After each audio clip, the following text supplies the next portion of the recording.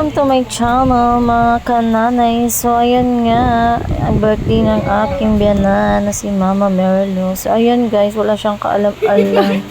Tahimik lang kami dyan. Pero ayan, bigla na lang happy birthday ang tugtugan. At ayun nga guys, sobrang nakakatuwa naman kasi hindi niya talaga expected yan. Pero tingnan mo naman at kitang-kita mo yung kanyang saya at mapapaiyak pa nga siya dyan guys dahil na-surprise namin siya kahit sa simpleng handaan lang. At ayun nga, may pagalik pa sa kanyang apo.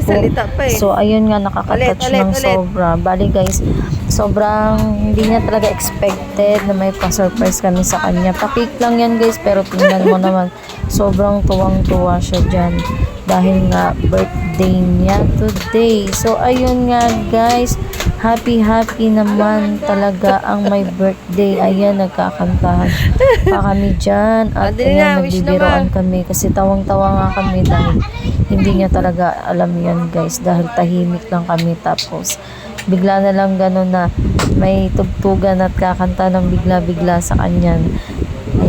Kinakausapan niya ako dyan guys, natatawa talaga ako sa kanya dahil hindi ko siya sinasagot. Ayan nga, napapaluwa na siya sa sobrang tuwa niya guys. Ayan nga, at ako ay napapaiyak na rin dyan dahil ayoko nga nakita ng ganyan siya.